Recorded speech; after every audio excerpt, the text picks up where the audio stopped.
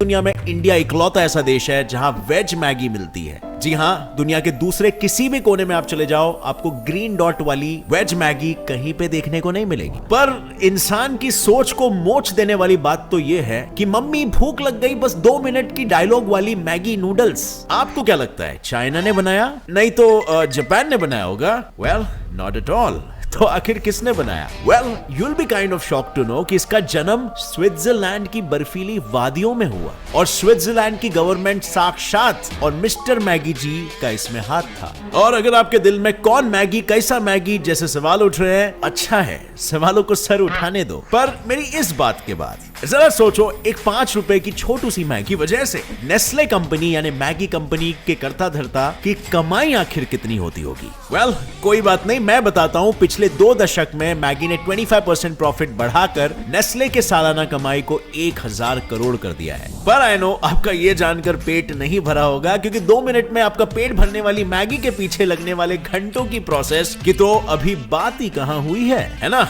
अब फ्रेंड्स, हाल ही में काफी सारे वीडियोस ऐसे बन रहे थे कि मैगी में पिग फैट होता है, मतलब इसमें सुअर की चर्बी होती है। बट क्या वाकई में इसमें ये सब होता है? वेल, आगे पता चलेगा। तो चलिए जानने के लिए शुरू करते हैं 60% नूडल मार्केट को होल्ड करने वाली मैगी मैगी मैगी के बारे में in today's video titled inside Maggi factory. अब भाई लोगों, ये तो मैंने आपको बता ही दिया कि मैगी परदेश से आई थी, लेकिन इस परदेश से आई परदेसी की पूरी कहानी तो मैं आपको अब सुनाऊंगा, क्योंकि हर स्टोरी की हिस्टोरी को जाने बिना आप उसके आगे की कहानी कैसे जानोगे? तो देखो, जो 2 मिनट की मैगी के आप चटकारे लेके खाते हो ना, वो आज से नहीं बल्कि सन 1983 से इंडिया के लोगों की भूख और एनर्जी की जरूरतों को पूरी करती है।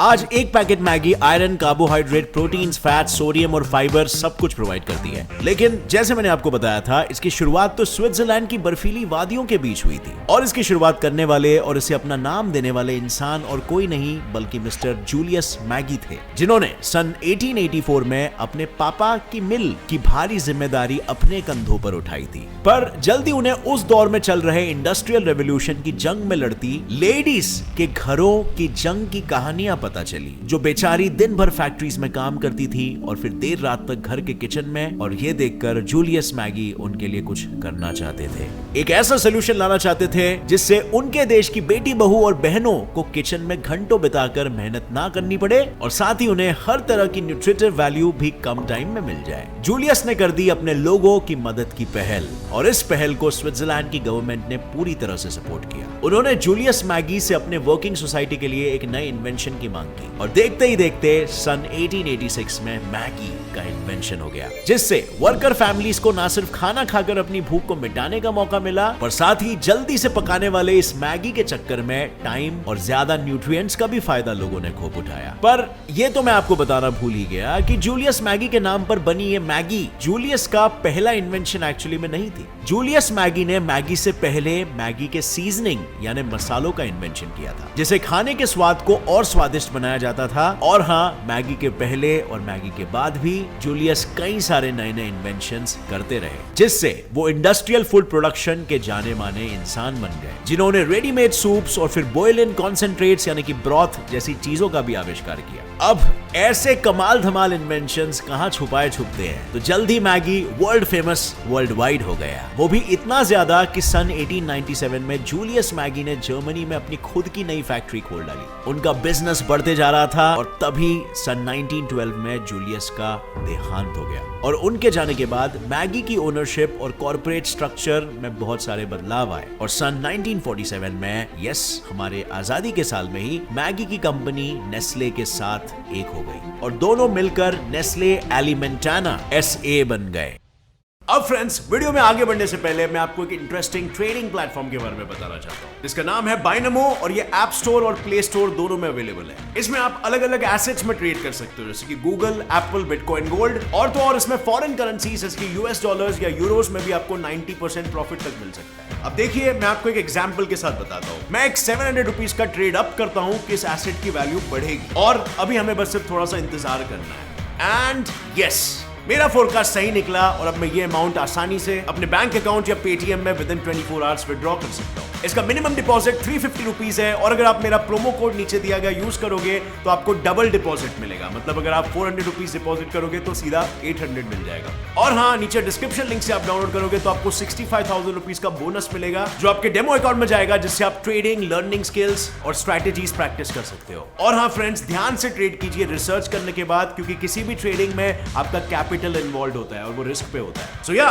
Click on the link in the description and go download Binomo now. I am a Binomist, are you? पर ये तो थी तब की बात। Now let's jump into the present और जानते हैं कि आज की कहानी क्या है। तो मैगी ने सन 1947 में ही इंडिया में भी डेरा डाल दिया और तब का एक दिन था और आज का एक दिन है। मैगी के पैकेट में भरे नूडल्स से लेकर मैगी के मैजिक मसाले के सारे इंग्रेडिएंट्स इंडिया की ही मिट्टी से उगते हैं और यहीं पर यूज भी होते हैं। लेकिन मुझे पता है, अब आप पूछोगे कि ऐसा क्यों? तो अब जाहिर सी बात है, 1000 करोड़ का प्रॉफिट करवाने वाले मैगी के पास पैसे की तो कमी नहीं होगी। और ये सब इसीलिए होता है क्योंकि मैगी कंपनी अपने कस्टमर्स को हर चीज एकदम लाजवाब देना चाहती है। यानी अगर कोई मैगी का एक नूडल भी खा ले तो वो मैगी के स्वाद में ऐसे खो जाए कि उसे पूरे पैकेट को खाने का मन करने लग जाए। कुछ समझे? नहीं समझे तो कोई नहीं, वीडियो को 2 बार देख लेना, क्योंकि अब हमें बढ़ना होगा आगे और आपको बताना होगा कि मैगी बनाने का आटा तो आ जाता है फ्रॉम इंडिया का कोना कोना, बट अब सिर्फ आटे से ही तो सब कुछ नहीं बनता ना। और इसीलिए मैगी की सबसे जरूरी चीज, मैगी के मसाले वाले टेस्ट मेकर्स आखिर कैसे बनते हैं? वेल, मैगी में पड़ने वाले इस महाजरूरी चीज की पूर्ति भी इंडिया के कोने कोने से ही की जाती है। जैसे आंध्र प्रदेश से लाल मिर्च मंगाया जाता है, राजस्थान से खुशबूदार जीरा और सूखा धनिया, और महाराष्ट्र से आती है पीली हल्दी। पर मैं मैगी में पड़ने वाले 13 में से सिर्फ 4 मसालों के बारे में क्यों बता रहा हूँ ऐसे सोचने वालों? ऐसा इसीलिए क्योंकि मैगी ने अपने सारे मसालों के आयात निर्यात की जानकारी आज तक जग जाहिर नहीं की है। अब आने वाले इंग्रेडिएंट्स के बारे में तो समझा दिया मैंने, पर ये इंग्रेडिएंट इंडिया के कौन कौन से कोने में, मेरा मतलब है फैक्ट्री में इकट्ठा होता है, थोड़ा ये भी जान लेते हैं। हाँ, तो इन जगहों में सबसे पहला नाम आता है तहलीवाल, हिमाचल प्रदेश का। दूसरा है पंतनगर जो उत्तराखंड में है। तीसरा है मोगा जो पंजाब में है। और चौथा है बिचोलिम जो गोवा में है। और 5वां है नंजनगुड जो कर्नाटका में है।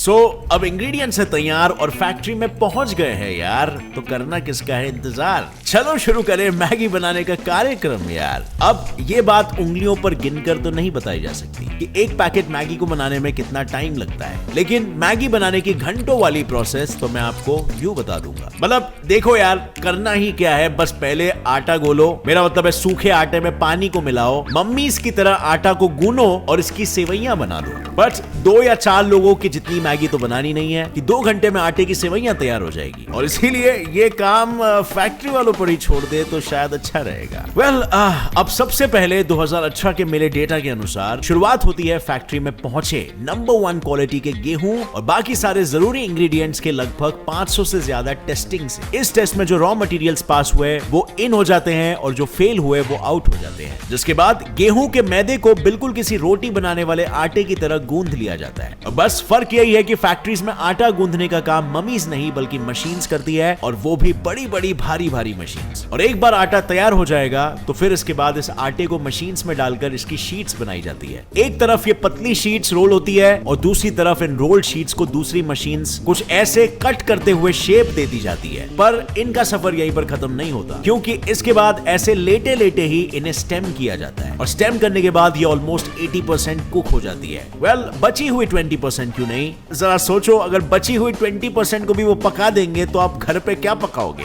तो इसीलिए मैगी को 80% स्टेम किया जाता है, जिसकी वजह से मैगी को उसका गोरा गोरा रंग भी मिल जाता है और आपको उसे 2 मिनट में तैयार करने का मजा भी। और बाय द वे, अगर उसे पूरा पका देंगे तो उसका कलर ब्राउन हो जाएगा और वो दिखने में शायद इतनी आकर्षित नहीं लगेगी बेचने के लिए। बट इसके बाद इन स्टेम नूडल्स को मशीन से कुछ ऐसे कट, फोल्ड और मोल्ड में डालकर सेट किया जाता है और प्री ड्राई होने के लिए रखा जाता है, जिससे इनका फैट कंटेंट कम हो जाएगा और मैगी तैयार हो जाएगी। देखा है ना, बिल्कुल आसान मैगी बनाना। पर रुको, मैगी के बाद अब मैगी को टेस्ट में हीरो बनाने वाले मसालों को बनाने की प्रोसेस भी तो जान लो। हाँ, तो मैगी के मसालों का मैजिक भी रॉ मटेरियल वाला टेस्ट पास करके एक फैक्ट्री में पड़े रहता है, और फिर फैक्ट्री की बड़ी बड़ी मशीनों में उन 13 स्पाइसेस को डाला जाता है और 5 से 10 मिनट तक नहीं बल्कि पूरे 2 घंटों तक इन स्पाइसेस को मिक्स किया जाता है। और मसालों को रोस्ट यानी कि आग में 2 घंटे तक भूनने के बाद इन मसालों को एक बड़े से ब्लेंडिंग मशीन में डाल दिया जाता है जहां इनकी ब्लेंडिंग यानी कि पिसाई होती है, और पिसाई के तुरंत बाद इन मसालों को हाई ग्रेड पैकेजिंग वाले पैकेट में पैक कर दिया जाता है, जिनसे इनकी फ्रेशनेस और खुशबू दोनों लंबे समय तक बरकरार रहे। और टड़ा, तैयार है मैगी का मैजिक वाला मसाला। अब फ्रेंड्स, आप सोच रहे होंगे कि मैगी और मसाले दोनों बन गए और ये खाने के लिए भी तैयार है, तो क्या इन्हें पैकेजिंग करके सीधा भेज दिया जाता है? वेल, ऐसा बिल्कुल नहीं होता। एक बहुत ही इंपॉर्टेंट स्टेप अभी बाकी रह गया है, जो है मैगी की टेस्टिंग। 2018 के डेटा के मुताबिक मैगी को अपनी पूरी जर्नी में 200, 400 या 200 टेस्ट नहीं लगते, बल्कि पूरे 650 टेस्टिंग प्रोसीजर से ज्यादा को पार करना होता है। इसके अलावा हर जगह पर मेटल डिटेक्टर्स वाली चेकिंग भी होती है। मैगी राइट शेप का है या नहीं, इसकी भी चेकिंग होती है। लेकिन अब अगर आपके दिमाग में सवाल उठ रहा है कि आखिर इतनी टेस्टिंग की क्या जरूरत है, तो वेल, इसका रीजन है 2015 में मैगी में लेड वाले केस के बारे में आपने शायद सुना होगा। वेल, वही केस जिसमें मैगी पर एक ऐसा बैन लगा था ना कि नेस्ले को 500 करोड़ से भी ज्यादा का लॉस हुआ था और 37,000 टन के मैगी नूडल्स को बर्बाद करना पड़ गया था। और बस इसी के बाद मैगी ने अपनी पुरानी टेस्टिंग के आंकड़े में नई टेस्टिंग के आंकड़े बढ़ा दिए और टेस्टिंग के नंबर्स को इतना बढ़ा दिया ताकि फिर कोई मैगी के ऊपर उंगली ना उठा सके। और ये कितना कामगार रहा है, इसका अंदाजा आप ही लगा सकते हो। नवंबर 15 में जब नेस्ले इंडिया ने मैगी की रीलॉन्चिंग की थी, तो 50 मिलियन यानी कि 500 लाख पैकेट्स देखते देखते बिक गए थे। मतलब हर दिन का टोटल किया जाए तो एक दिन में 23 लाख पैकेट्स बिक रहे थे, व्हिच इज इनसेन। और अब